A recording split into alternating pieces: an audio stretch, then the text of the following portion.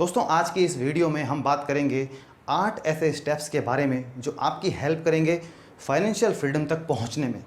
यदि आप इन 8 स्टेप्स को अपनी ज़िंदगी में फॉलो करोगे तो आप फाइनेंशियल फ्रीडम तक ज़रूर पहुंचोगे। दोस्तों ये 8 स्टेप्स मनोज अरोड़ा ने अपनी book from the rat race to financial freedom में बताए हैं। इस बुक में ऑथर ने अपनी जर्नी के बारे में बताया है कि कैसे एक टाइम वो था कि जब वो 10 साल से भी ज़्यादा मल्टीनेशनल कंपनीज़ में काम करने के बाद भी उनकी स्थिति उस स्थिति में थी कि वो ईएमआई के नीचे दबे हुए थे, उनके ऊपर डेट था और यहाँ तक कि उनके पास नेटवर्थ के रूप में कुछ भी नहीं था। तो एक सिचुएशन उनकी लाइफ में वो भी थी। वहाँ पर ऑथर को क्लिक हुआ, वहाँ पर उनके दिमाग में एक विचार आया कि इतने साल जॉब करने के बाद भी आखिर हम उसी रैट रेस में फंसे हुए हैं कि आज हमारे पास कुछ भी नहीं है। तो हम सब भी देखा जाए तो हम उसी रैट रेस में शामिल हैं कि सालों तक हम जॉब करते हैं बहुत बड़ी कंपनी में, जहाँ तक कि सैलरीज भी हमारी अच्छी होती हैं, लेकिन अगर हम 15 साल बाद 20 साल बाद भी अपने आप को देखेंगे तो हम वहीं के वहीं रहते हैं, हमने कुछ भी अचीव नहीं किया होता है। तो दोस्तों आखिर क्या है वो तरीका कि जिससे कि आप भी अपनी लाइफ में फाइनेंशियल फ्रीडम अचीव कर सकते हो। जब ऑथर को ये विचार अपने दिमाग में आया, वहाँ से उन्होंने अपनी लाइफ को चेंज करने का जो है वो डिसीजन लिया। वहाँ से उन्होंने एक सपना देखा कि कैसे वो भी अपनी लाइफ में फाइनेंशियल फ्रीडम अचीव कर सकते हैं। दोस्तों डॉक्टर एपीजे अब्दुल कलाम कहते हैं कि dreams create thoughts, thoughts creates your actions and actions create your destiny. दोस्तों वहाँ से ऑथर की जर्नी स्टार्ट होती है और उन्होंने पूरे डिसिप्लिन के साथ में विदिन 7 ईयर्स उन्होंने अपनी लाइफ में फाइनेंशियल फ्रीडम अचीव की है। दोस्तों अगर आप भी अपनी लाइफ में फाइनेंशियल फ्रीडम अचीव करना चाहते हो तो ये 8 स्टेप्स आपको फॉलो करने बहुत ज़रूरी है। सबसे पहले चलते हैं पहले स्टेप की ओर। सबसे पहला जो स्टेप है फाइनेंशियल फ्रीडम हासिल करने का वो है एस्टेब्लिश योर कैश फ्लो। सबसे पहले आपको अपने कैश फ्लो पे ध्यान देना है।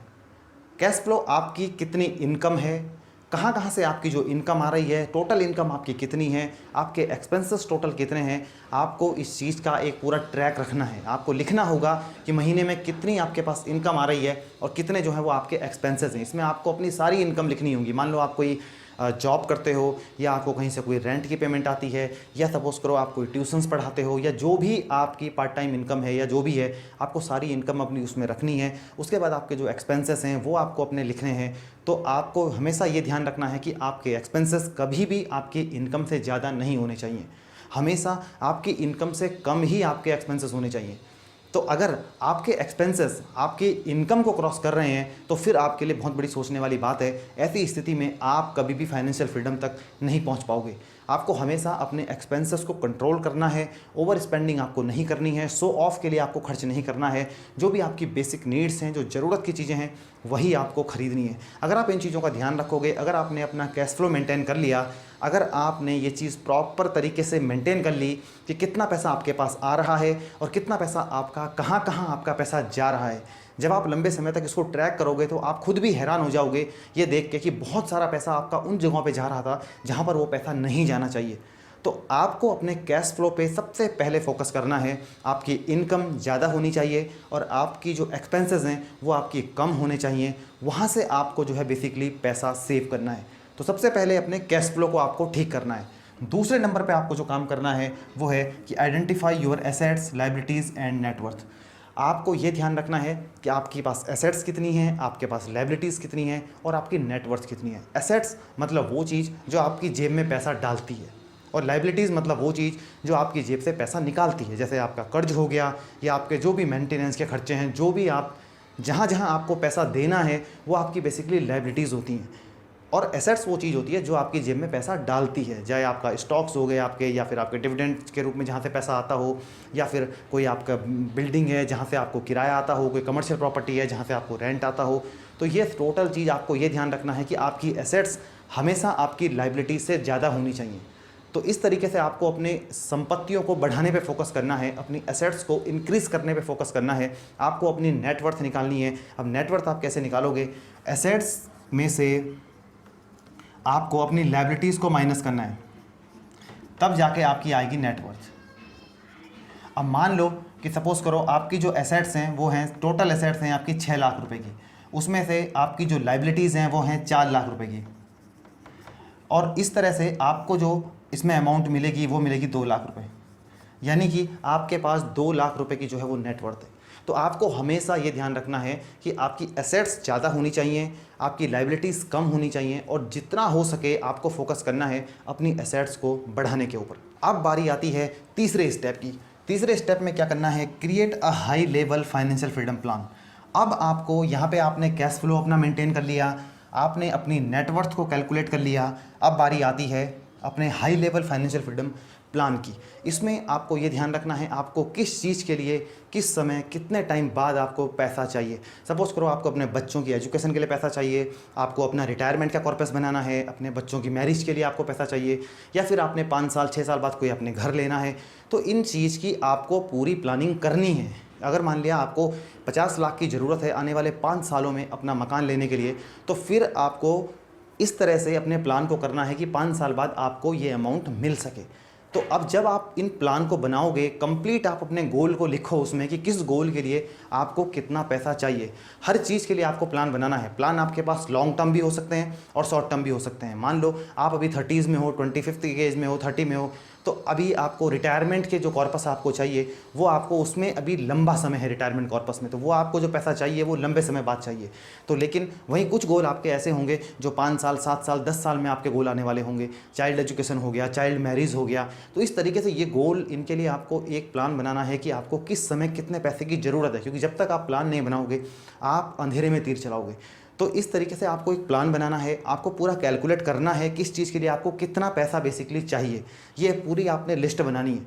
तो जब आप पूरा ऐसा प्लान बना लोगे तो आपके पास एक कंप्लीट प्लान आ जाएगा कि आपको कौन से साल में कितने पैसे की ज़रूरत है। 10 साल बाद जो आपका गोल है उसके लिए आपको कितना पैसा चाहिए, 15 साल बाद आपका जो गोल है उसके लिए आपको कितना पैसा चाहिए, इसी तरीके से 30 साल बाद, 25 साल बाद जो आपका रिटायरमेंट है उसके लिए आपको कितना पैसा चाहिए। ये पूरी कैलकुलेशन करके एक पूरा प्लान आपको बनाना है।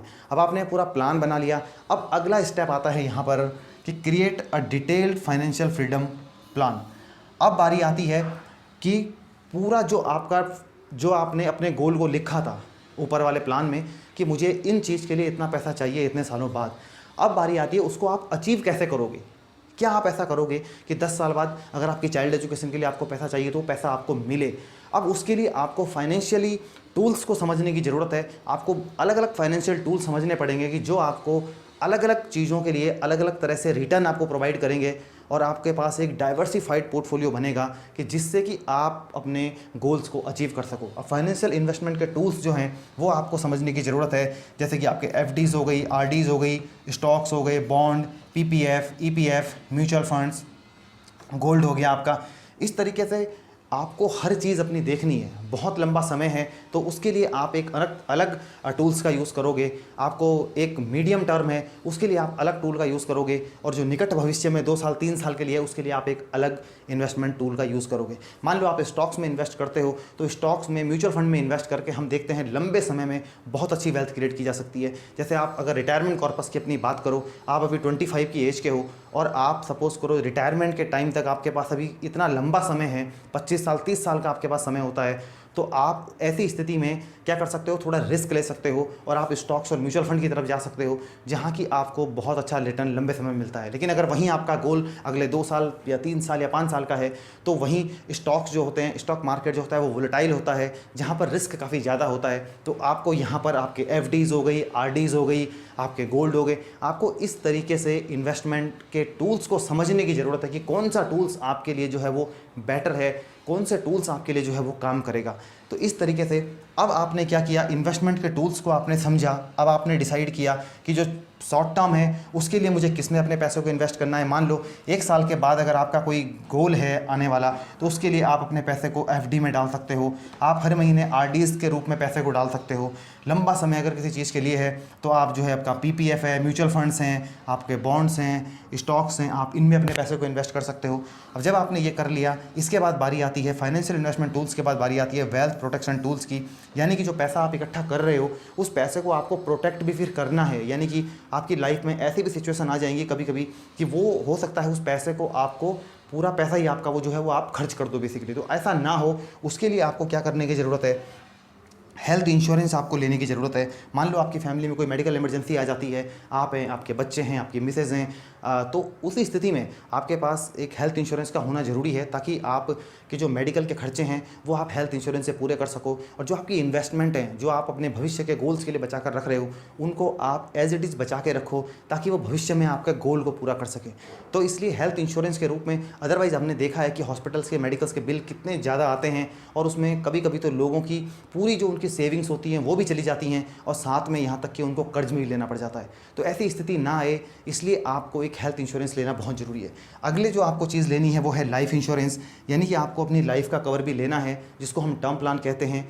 आजकल बहुत कम रेट में आप कह लो कि आपको 50 लाख से लेकर 1 करोड़ तक का जो प्लान है वो मुश्किल से 700, 800, 900 रुपये पर महीना आपको जो है वो मिल सकता है, आपकी एज के अकॉर्डिंग।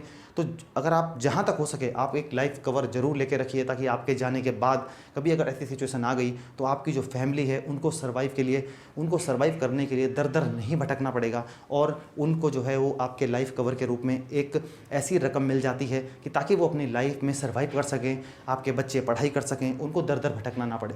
तो ये ध्यान रखिए कि आपको लाइफ कवर लेना बहुत ज़रूरी है। इसी तरीके से आप अपने होम का इंश्योरेंस आप लेके रखिए, आप व्हीकल इंश्योरेंस ले सकते हैं, आप ट्रैवल इंश्योरेंस ले लीजिए। इस तरीके से अगर हम देखेंगे तो ये जो चीज़ें हैं, इंश्योरेंस बेसिकली आपकी वेल्थ को प्रोटेक्ट करने का काम करता है, तो आपको अपनी लाइफ में इंश्योरेंस को स्थान जरूर देना चाहिए। इसके बाद अब जब बारी आती है पूरे जो अपने प्लान बनाया, इस तरीके से आप एक डाइवर्सिफाइड पोर्टफोलियो जब आप बना लोगे, जिसमें एफडीज़ हैं, आरडीज़ हैं, स्टॉक्स हैं, बॉन्ड्स हैं, पीपीएफ है, ईपीएफ हो गया, म्यूचुअल फंड हो गया, गोल्ड हो गया, जो भी आपको सूटेबल लगता है अपने गोल्स के रिगार्डिंग, इस तरीके से डाइवर्सिफाइड पोर्टफोलियो आप बनाओ। रियल इस्टेट में आप इन्वेस्ट कर सकते हो। तो जब आप ऐसा करोगे तो आपके पास एक डाइवर्सिफाइड पोर्टफोलियो होगा जो लंबे समय में आपको अच्छा रिटर्न प्रोवाइड करके देगा। इसके बाद अगली बारी आती है execute your financial freedom plan. हम बेसिकली सोच तो बहुत कुछ लेते हैं, लेकिन कभी उसमें एक्शंस ही नहीं लेते हैं। तो अब आपने जो पूरा प्लान बनाया है यहाँ पर, ये प्लान आपको एग्जीक्यूट करना है। इस प्लान की आपको पूरी बारीकी से देखभाल करनी है, एग्जीक्यूट करना है, और एक्शंस लेने हैं इसके ऊपर, ताकि ये एक्शंस भविष्य में आपको रिजल्ट दें। अगर आप एक्शंस ही नहीं लोगे तो आपके प्लान, कितना भी अच्छा प्लान आप बना लो, बिना एक्शन के वो प्लान आपका बेकार है। तो यहाँ पर जो 5वां स्टेप है वो यही है कि execute your financial freedom plan. 6वां स्टेप जो आता है वो है track your financial freedom plan. आपने जो भी प्लान बनाया है उसको आप समय समय पर ट्रैक करते रहिए कि आपने जो प्लान बनाया है वो आपके गोल तक आपको ले जा पाएगा या नहीं, या फिर बीच बीच में कई बार ऐसा हो जाता है कि उसमें कुछ चेंज करने की ज़रूरत हो जाती है, तो आप उसमें बीच में चेंज कर सकते हैं, और आप बीच में उसको रिव्यू करते रहिए, देखते रहिए कि कहाँ तक आप पहुँच पा रहे हो, कितना, अगर आपने 5 साल पहले प्लान को शुरू किया था तो बेसिकली कहाँ तक आप आज पहुँच पाए, क्या आपके प्लान में कुछ बदलाव की ज़रूरत है, तो वो आपको समय समय पर ट्रैक करना है। अगला जो पॉइंट है, 7वां पॉइंट, वो है कि tune your portfolio for the coming year. आपको क्या करना है, हर साल अपने पोर्टफोलियो को रिव्यू करना है।